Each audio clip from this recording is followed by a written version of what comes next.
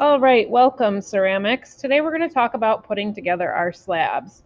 Before you start to think about putting them together, make sure you cut them all out. You want them to be about leather hard. So leather hard means that it is no longer super malleable.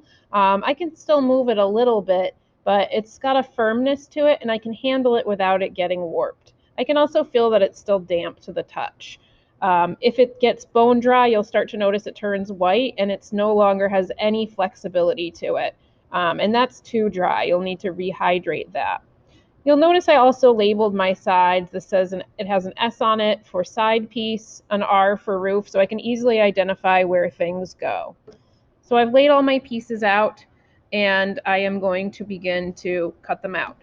To firm these up, I did leave them out for just about 45 minutes by an open window, and that did the job. So be careful about leaving them out for too much longer. Today I'm going to talk about two methods. There is the butt method, which is just where you butt the pieces up against each other. So where I'm just placing the pieces like this and then adhering them and going piece by piece. That is easier in some regard because you don't have to cut any angles, but it ends up giving you kind of an unsightly joint that you have to fill in. And then sometimes you end up with not enough or too much that you have to kind of trim away. So it's a less precise method of working, but if you're doing something that is abstract in shape at all, if it doesn't have 90-degree angles, if it's a cylinder, you would use that method. If you are doing something that has many 90-degree angles, like a traditional house shape, like this, you would then use what I recommend is the the miter method, sorry. The miter method is where you cut 45-degree angles and you join it together to get a 90-degree angle. And the result is that there's no waste and you get a really nice clean fit, and you also don't have the joint issue. The joint is on the corner, which is ideal.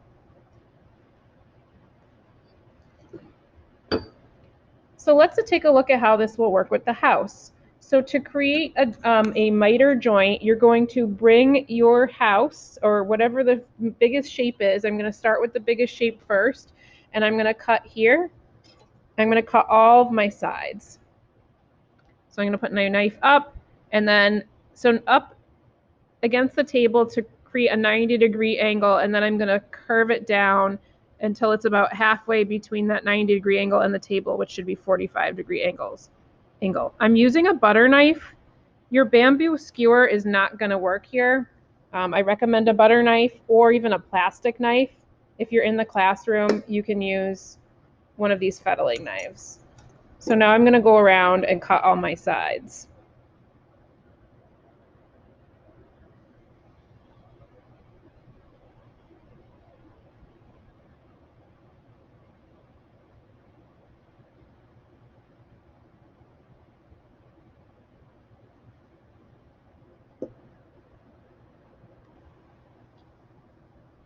All right, so I have mitered the rest of the sides of my main house shape, and I have done that to my other pieces as well. So I went through and cut at that 90-degree angle on all sides, on all of the back sides of my pieces. And now what I'm going to do is I'm going to score. At home, most of you just have your bamboo skewer, so you're going to need to go through and rough up each side that's going to be attached by making marks back and forth.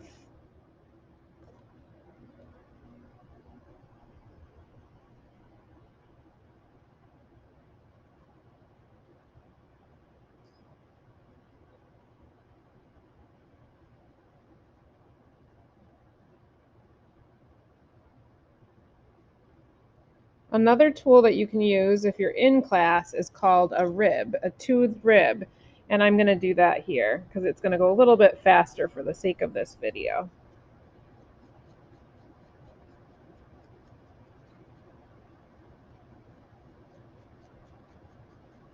So any side that you're going to connect, you should rough up. So I'm going to do that on this piece. This is the bottom.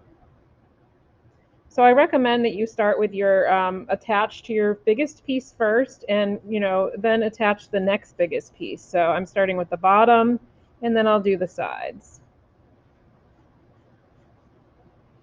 Okay.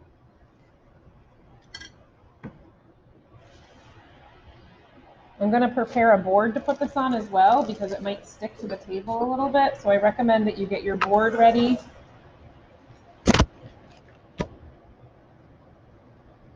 Carefully move your piece there, your base piece.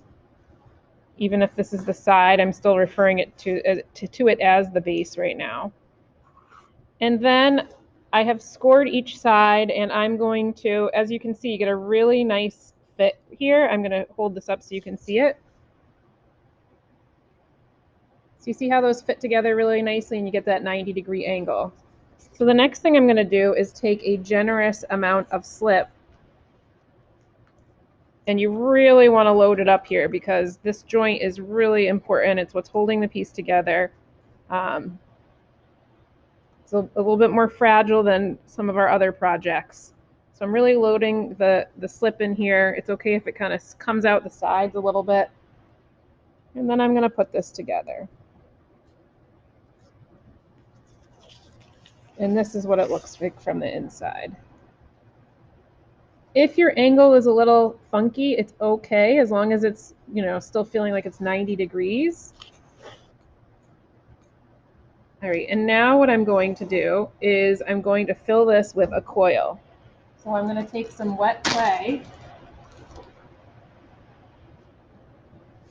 and I'm going to make a nice wet coil, and I might even put some more slip in here.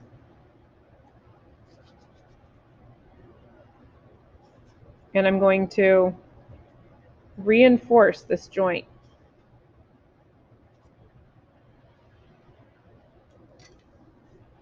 And to do that, I can use my modeling tool. Yours might be gray. You could also use your finger just to kind of push it down. Make sure that coil is nice and wet so that it smooths in easily. And I'm going to hold the other side so that I'm not warping the shape or the angle that I've created. So I'm going back and forth.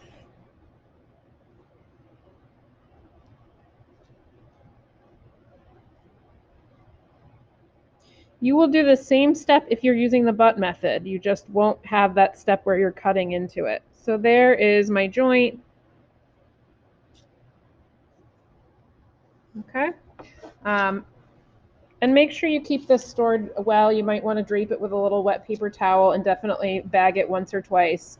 I will go to the next piece here. You don't want to come over here next. That doesn't make sense. You want to go to your next piece, which will be my side piece. And as you can see, I have also mitered the edge here. So I'm going to line that up, and it should fit pretty nicely. The next piece that I'll discuss, I think, in the next video is this piece, the roof piece. You'll notice here that there's a weird angle happening. That is because this is not 90 degrees. So rather than have you try to figure out the exact angle of this, I just had you cut it, miter it, and you'll fill that in with a coil. It's certainly not perfect, but it will do for the project. So that is a little bit of a problem area with the mitering if you have multiple angles. You will run into that a little bit here as well, and we'll discuss that area in the next video and how to remedy that situation.